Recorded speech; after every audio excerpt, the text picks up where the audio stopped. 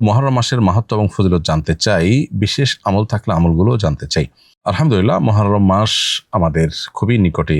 মুহররম মাস হিজরি বর্ষের প্রথম মাস এবং সম্মানিত 4টি মাসের একটি। আল্লাহ সুবহানাহু ওয়া তাআলা কোরআনে কারিমে বলেছেন, ইন্না ইদ্দাতাশ শুহুরি ইনদাল্লাহি 12 শাহরান ফি কিতাবিল্লাহি ওয়া মা খালাকাস সামাওয়াতি ওয়াল আরদ মিনহা আরবাআতুন হুরুম। নবমণ্ডল এবং ভূমণ্ডল সৃষ্টির দিন থেকে আল্লাহর কাছে বছরের গণনায় 12টি মাস রয়েছে, তবে এর মধ্যে 4টি মাস হলো বিশেষভাবে সম্মানিত এবং মর্যাদাপূর্ণ। এই সম্মানিত 4 মাসের একটি হলো মুহররম। মূলত 3টি মাসই ধারাবাহিক সম্মানিত 4 মাসের মধ্য থেকে। তার একটি হলো জিলকদ, অপরটি জিলহজ, আর শেষটি হলো মুহররম। আর 4র্থ নম্বর মাসটি হলো রজব মাস, যেটি শাবান এবং জুমাদা সানিয়ার মাঝামাঝি মাস। তো এই মুহররম মাসটি যেহেতু সম্মানিত 4 মাসের একটি, জন্য সম্মানিত মাসের মধ্যে যেরকম যুদ্ধ বিগ্রহ করা আল্লাহ তাআলা আমাদের জন্য হারাম করেছেন, কোরআন কারিমে আয়াত রয়েছে, এর বাইরে অসম্মানিত মাসগুলো সম্পর্কে আল্লাহ বলেছেন, ফালা তাজলিমু ফিহিন্না আনফুসাকুম, তোমরা নিজেদের প্রতি অবিচার করবে না এই মাসগুলোতে। সেজন্য গুনাহ থেকে বেঁচে থাকার জন্য বিশেষভাবে আমরা সচেষ্ট থাকবো ইনশাআল্লাহ। আর মুহররম মাস সম্মানিত মাস হিসাবে তার যে বিশেষ সম্মান রয়েছে সেটা রক্ষা করার পাশাপাশি স্পেশালি মুহররম মাসের একটা করণীয় আছে, সেটি হলো বেশি বেশি নফল রোজা রাখা। নবী করিম সাল্লাল্লাহু আলাইহি ওয়াসাল্লাম বলেছেন, আফদালুস সিয়ামি বা'দা রমাদান শাহরুল্লাহি মুহররম, অর্থাৎ রমজানের পরে সবচেয়ে উত্তম রোজা হলো আল্লাহর মাস মুহররম মাসের রোজা, যেটা সহিহ মুসলিমে বর্ণিত হয়েছে। বিধায় মুহররম মাস জুড়ে বেশি বেশি নফল রোজা রাখার চেষ্টা আমাদের করা দরকার।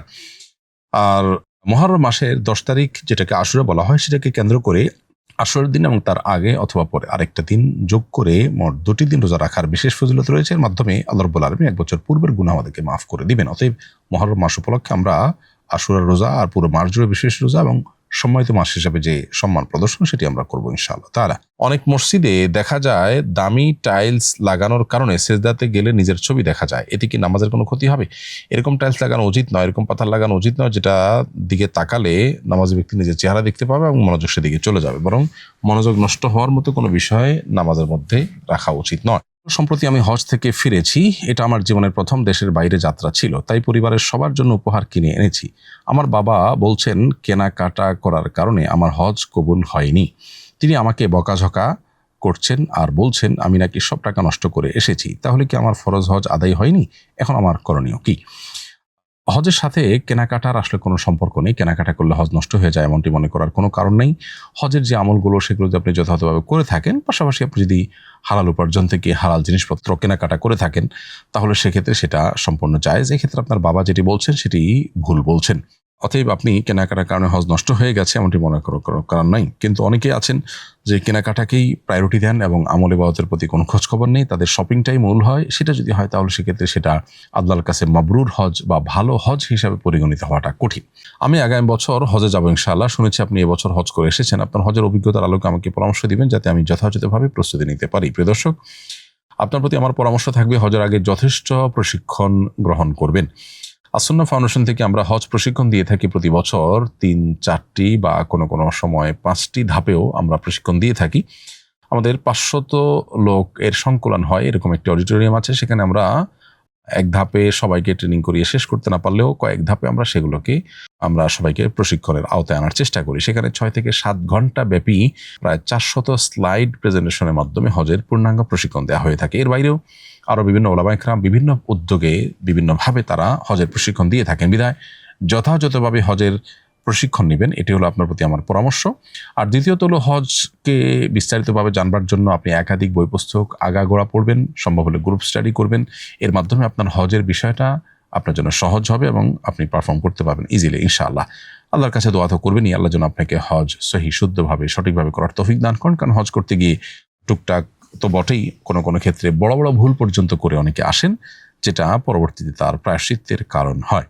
নবীজি সাল্লাল্লাহু আলাইহি সাল্লামের পেশাবও সুগন্ধযুক্ত ছিল বলে সিরাতের এক বইয়ে পড়েছিলাম। তাহলে কি নবীজির পেশাব পবিত্র ছিল এবং তার সুগন্ধি বা পানির মতো ব্যবহার করা যেত? নবী করিম সাল্লাল্লাহু আলাইহি সাল্লামের ঘামে সুগন্ধি ছিল, এটি বিশুদ্ধ হাদিস দ্বারা প্রমাণিত। কিন্তু তার পেশাবের সুগন্ধি ছিল এমন কোনো বিশুদ্ধ হাদিস আমাদের জানা নেই। যারা নিয়মিত নামাজ রোজা কিছুই আদায় করে না, এমনকি শুক্রবার জুমার নামাজও পড়ে না, কিন্তু আল্লাহকে বিশ্বাস করে, এদের ব্যাপারে শরিয়ার বিধান কি? যদি কেউ নামাজ রোজাকে ফরজ বলে স্বীকার করে কিন্তু অলসতার কারণে পড়ে না, এরা মুসলমান বলে গণ্য হবে। আর যদি নামাজ রোজাকে ফরজ বলে স্বীকারই না করে, তাহলে সেক্ষেত্রে কাফির বলে গণ্য হবে এবং সেক্ষেত্রে সে নামাজ অস্বীকারী হিসাবে বিবেচিত হবে এবং ফলে সে ইসলাম থেকে খারিজ হতে পারে। আজকের ফজরের নামাজের সময় তাশাহুদ পড়ার সময় ঘুমের ঝিমুনি আসে, আবার পড়ি আবার ঝিমুনি আসে, এভাবে কয়েকবার হয়েছে। এভাবে নামাজ শেষ করেছি, আমার নামাজ হয়েছে কিনা, আবার পড়তে হবে কিনা? উত্তর হলো যে এমন ঝিমুনির ফলে নামাজ নষ্ট হবে না, এবং যদি নামাজের রুকন এবং ওয়াজিব আমলগুলো সম্পাদন করে তাহলে সেক্ষেত্রে নামাজ হয়ে যাবে। এবং যে ঝিমুনির ফলে আপনি বসা থেকে পড়ে যাননি বা হেলান দিয়ে ঝিমননি, সেই ঝিমনি এটা উযু ভঙ্গের কোনো কারণ নয়। ফলে আপনি ফরজ এবং ওয়াজিবগুলো ঠিকঠাক মতো আদায় করেছেন কিনা সেটা হলো দেখার বিষয়। নামাজের জন্য যদি সেগুলোই ঠিকমতো আদায় করতে না পারেন তাহলে সেক্ষেত্রে ভিন্ন কথা। আর যদি সেগুলো আদায় করে থাকেন তাহলে আপনার নামাজ বিশুদ্ধ হয়ে গেছে। আমাদের মরদেহ বহনের জন্য একটি কাঠের খাটিয়া ছিল, এটি আগে জানাজা ও দাফনের কাজে ব্যবহার হতো, এখন এটি দুর্বল ও অচল হয়ে গেছে। কেউ কেউ বলছেন পুড়িয়ে ফেলতে, আবার কেউ বলছেন জ্বালানি হিসাবে বিক্রি করে দিতে। আসলে কি করা উচিত, সঠিক নির্দেশনা দিবেন। জ্বালানি হিসাবে যদি এটাকে বিক্রি করে দেন তাতে কোনো অসুবিধা নেই, আর যদি বিক্রি করে দেওয়া হয়, এটা ব্যবহার উপযোগী থাকে, কেউ যদি ব্যবহার করতে পারে, তাহলে বিক্রির টাকা দিয়ে আবার একটা খাট বা জাতীয় কাজ করা হলো, সেক্ষেত্রে কোনো অসুবিধা নেই। তবে ব্যবহার অনুপযোগী হয়ে গেলে সেটা তার বিক্রি করার কোনো বিশেষ লাভ নেই, পুড়িয়ে ফেলতে পারেন বা জ্বালানি হিসাবে ব্যবহার করতে পারেন কিংবা বিক্রি করতে পারেন। আমার শ্বশুর বয়োবৃদ্ধ, নামাজের জায়নামাজের অনিচ্ছায় পেশাব করে দিয়েছেন। জায়নামাজটা অনেক মোটা, নিংড়ানো সম্ভব নয়, এটাকে পবিত্র করার পদ্ধতি কি? আর জায়নামাজকে অপবিত্র করে ফেললে নাকি এর বিনিময়ে সাদেকা করতে হয়? এই কয় টাকা সাদেকা করতে হবে? আর শেষেরটা দিয়ে শুরু করি। জায়নামাজকে অপবিত্র করে ফেললে সাদকা করতে হয়, এরকম কোনো কথা কোরআন বা হাদিসে কোথাও বর্ণিত হয়নি, কোনো ফিকহ ফাতোয়ার কিতাবে এরকম কোনো মাসআলা আমাদের চোখে পড়েনি। ফলে আমরা বলতে পারি যে জায়নামাজ যদি কোনো কারণে অপবিত্র হয়ে যায় তাহলে করণীয় হলো সেটাকে পবিত্র করা, এর বাইরে কোনো বিশেষ করণীয় নেই।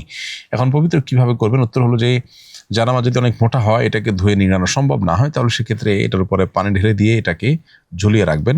পানি ঝরা বন্ধ হয়ে গেছে, আবার এটাকে পানিতে ঝুলাবেন, আবার পানিতে ধোবেন, ধুয়ে আবার এটাকে লটকাবেন, ঝুলাবেন। এভাবে 3 বার করলে ইনশাআল্লাহ সেটি পাক হয়ে যাবে। এছাড়া পানি ব্যাপক পরিমাণে ঢাললেন এবং ডললেন, তাতে যদি প্রবল ধারণা হয় যে নাপাক যেটা ছিল এর আলামত চিহ্ন কিছু আর নেই, পানির সাথে ধুয়ে চলে গেছে, তাহলে তাতেও পাক হয়ে